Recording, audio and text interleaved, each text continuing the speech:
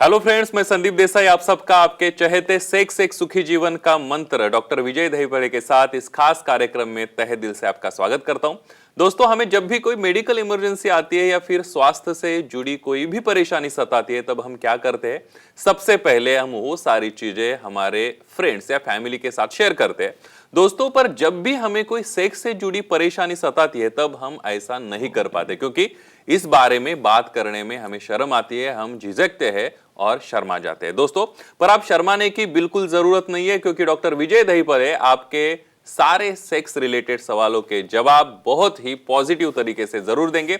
दोस्तों, पर शो को शुरुआत करने से पहले जानते हैं डॉक्टर विजय दहीपड़े के बारे में।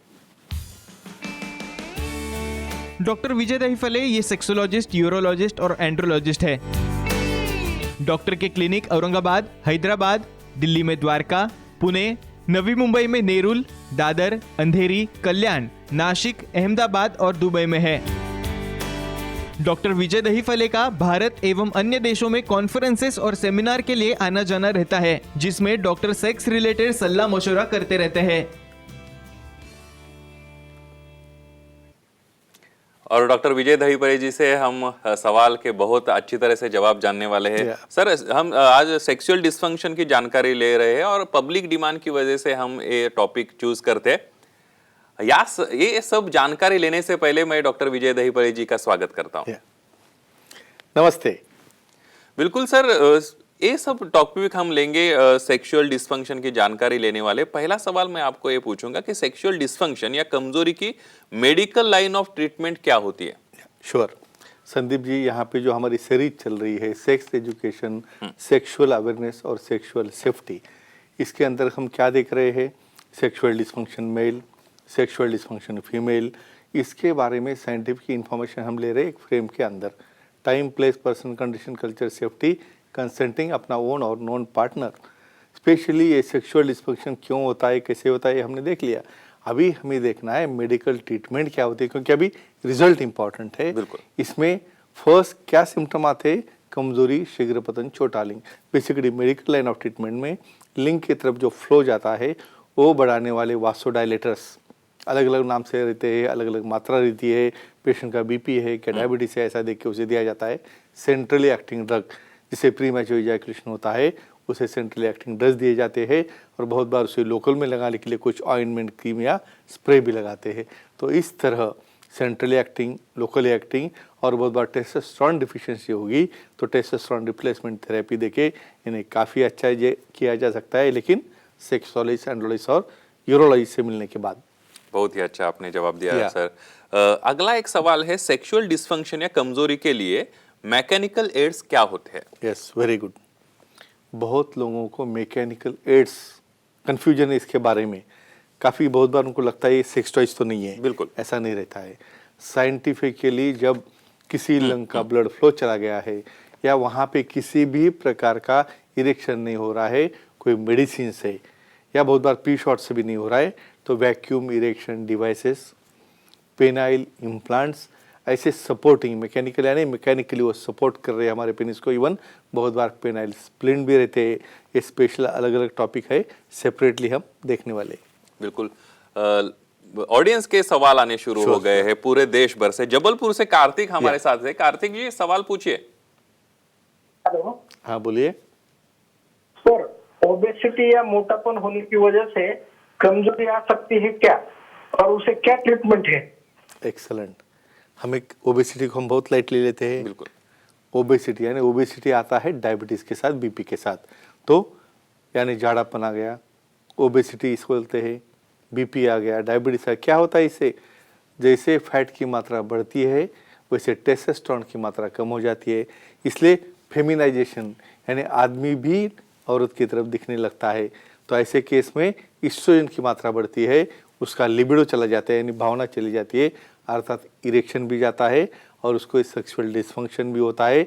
ऐसे केस में combined treatment, BP control, diabetes control और फैट कंट्रोल के लिए एक्सरसाइज या लाइपोसक्शन करके इसे जब कंट्रोल में लाओगे और उसके साथ है मेडिसिन, तो बहुत अच्छा रिजल्ट मिलता है। इन्हें चिंता करने की जरूरत नहीं। बिल्कुल, कार्तिक जी को अपना जवाब मिला होगा। सेक्सुअल डिस्फंक्शन या कमजोरी में सेक्स थेरेपी का क्या रोल है? डेफिनेटली ये देखो हर एक चीज़ सिर्फ गोली से या दवा से नहीं होने वाली। भाई आपका माइंड ही नहीं कॉन्सेंट्रेट तो कैसे अच्छे होगे। सेक्स थेरेपी बहुत बार क्या होता है संदीप जी, काफ़ी लोगों को जब नए नए एक्ट करना है उस वक्त उसमें पार्टनर को नॉलेज कम रहता है। बहुत बार दोनों में से किसी पार्टनर को उतना कॉन्फिडेंस में लेने के लिए टाइम नहीं मिलता है। ऐसे में कुछ साइको एनालिस्ट जो सेक्सोलॉजी एंड्रोलॉजिस्ट है वो सेक्स थेरेपिस्ट होते हैं। मतलब उन्हें वो एक्सप्लेन करेंगे कैसे इंटीमेट होना है, सेक्सुअलिटी, सेंसुअलिटी, इंटीमेसी। तो इस तरह जो अननोन पार्टनर है जब तक वो एक दूसरे को पहचानेंगे नहीं तब तक एक दूसरे के साथ रिस्पॉन्ड नहीं करते, और इसे ही कहते हैं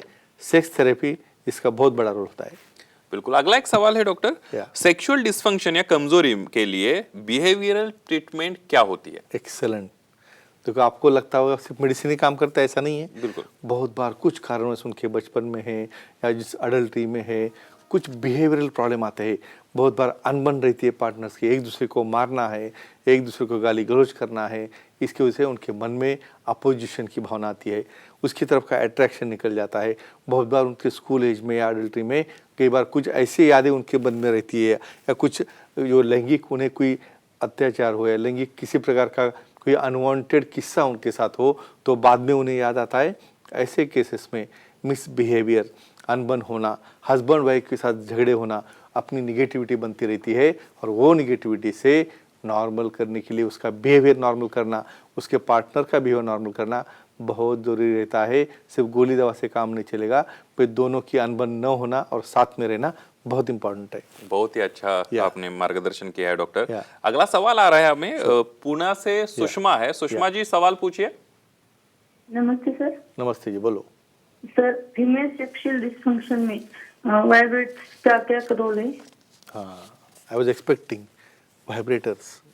बहुत बार क्या होता है संदीप जी, यहाँ पे इंडियन लॉज और लीगलिटी में सेक्स टॉयज यहाँ पे अलाउड नहीं है ओपनली, लेकिन सेक्सोलॉजिस्ट, यूरोलॉजिस्ट, एंड्रोलॉजिस्ट से मशवरा करके समझो किसी वहाँ पे ऑर्गेजम नहीं हो रहा है, यानी वहाँ पे जी पॉइंट स्टिमुलेट नहीं हो रहा है। बहुत बार क्या होता है सिर्फ पिनो-वजाइनल सेक्स से सेटिस्फेक्शन नहीं मिलता है, वहाँ पे स्टिमुलेशन लगता है जी पॉइंट का और क्लैटोरिस का। उस वक्त कुछ vibrator, self vibrator, battery operated है, ऐसे वाइब्रेटिंग एलिमेंट रहते हैं, और वो एलिमेंट को पैरेलल वजाइनल सेक्स के साथ क्लैटोरल रीजन या जी पॉइंट में जब आप स्टिमुलेट करोगे तो उसे आपको ऑर्गेजम यानी सटाइटी यानी संतोष मिलता है। लेकिन ये लीगली एडवाइजेबल हो और दोनों पार्टनर ने संपत्ति से और अपनी अपनी कंसेंट से उसे यूज किया हो तो ही। बिल्कुल। Yeah. दूसरा एक सवाल है, अभी आपने बहुत से Yeah. ट्रीटमेंट के बारे में, Sure. सेक्सुअल डिस्फंक्शन या कमजोरी में Yeah. कौन कौन से ट्रीटमेंट लेते हैं ये बताया। और Definitely. एक ट्रीटमेंट है साइकोथेरेपी ट्रीटमेंट, ये क्या होती है? Yes, correct. देखो बिहेवियर हो गया, मेडिसिन हो गए, एक दूसरे की अनबन हो गया, अभी साइकोलॉजी होता क्या है। बहुत बार डर, बहुत बार ये एक्ट के बारे में संदीप जी बोलता हूँ, नया शादी हो जाती है और काफ़ी फैमिलीज में हमने देखा है जो मेंबर्स है फैमिली के, उन्होंने अपने बच्चों को बहुत अच्छा एजुकेशन देना बहुत ज़रूरी रहता है। बहुत बार क्या होता है फीमेल्स को जो बोला जाता है कि भाई ये जो है एक्टिविटी है ये अच्छी नहीं है, it is a bad one, तो ये इम्पैक्ट बैठने के बाद जब शादी हो जाती है तब वही चीज़ ध्यान में रखते हैं और वो अलाउ नहीं करते अपने उन पार्टनर को इस जगह पे क्या बोलना चाहिए फैमिली मेम्बर्स ने। ये जो चीज़ है हमारे कल्चरल दायरे में रह के शादी की बात कर सकते हैं। ऐसा साइकोलॉजिकल कोई इम्पैक्ट हो या कहीं पूरा घटित कोई घटना हो या कोई उसके बारे में डर बैठा हो। बहुत बार क्या होता है घर में माँ बाप की झगड़े देखते देखते बच्चों को ऐसा लगता है ये क्या लाइफ है, और बाद में वो रिलक्टेंट हो जाते हैं शादी के लिए, रिलक्टेंट हो दे कुछ एक्टिविटी के लिए, तो इसका बड़ा इम्पैक्ट होता है। तो इसे ट्रीट करके सेक्सोलॉजी एंड्रोलॉजी से हम एकदम अच्छा कर सकते हैं। बिल्कुल। और अभी जो मैं सवाल पूछने जा रहा हूँ बहुत ही बेहतरीन सवाल है, इसीलिए क्योंकि एक सवाल आया था एक ऑडियंस का हमारे लिए कि अंधविश्वास, स्पर्म्स और ब्लड, इसीलिए सेक्सुअल डिस्फंक्शन या कमजोरी में सेक्स एजुकेशन और कम्युनिकेशन का क्या रोल है? एक्सेलेंट। देखो अभी आपको ध्यान में आता होगा सिर्फ मेडिसिन तो एक 10% पार्ट है, कम्युनिकेशन है नहीं। अपना नया पार्टनर है आपके साथ में, भाई सेंसुअलिटी, सेक्सुअलिटी और कुछ डिस्कशन उसके साथ तुम्हें बहुत बार अपने यहाँ पे शर्माते हैं डिस्कशन करने के लिए, भाई आपको क्या अच्छा लगता है, आपका कौन सा एक्ट अच्छा है, आपके लिए पोजीशन कौन सी अच्छी है। एक दूसरे से बात करके जब दूसरे के ऊपर कॉन्फिडेंस जब आएगा तभी एक दूसरे को टच करना है। लगा तो 1-2-3 हफ्ते ऐसे ही बात करते करते जब घुल मिल जाएंगे तभी वो वहाँ पे एक्ट करने में उन्हें ईजीनेस आता है। तो एक ही कहूँगा फ्रेंड्स, अपने दायरे में रह के ये सब जो ट्रीटमेंट्स हमने दिए हैं उसे आप यूज़ करोगे तो आपका लाइफ डेफिनेटली सुखी बन जाएगा। बिल्कुल डॉक्टर, आपने बहुत ही अच्छा मार्गदर्शन किया है और हमारे ऑडियंस को भी अच्छा मार्गदर्शन आपने किया। आप भी डॉक्टर साहब की सलाह लेना चाहते हैं तो स्क्रीन पर जो कांटेक्ट नंबर दिए गए हैं, सेंटर्स के नाम दिए गए और ईमेल आईडी दिया गया है, उस पर अपॉइंटमेंट ले सकते हैं और बहुत ही पॉजिटिव तरीके से अपनी समस्या का समाधान पा सकते हैं। और इसी के साथ इस खास कार्यक्रम सुखी जीवन का मंत्र में यही रुकते। नमस्कार।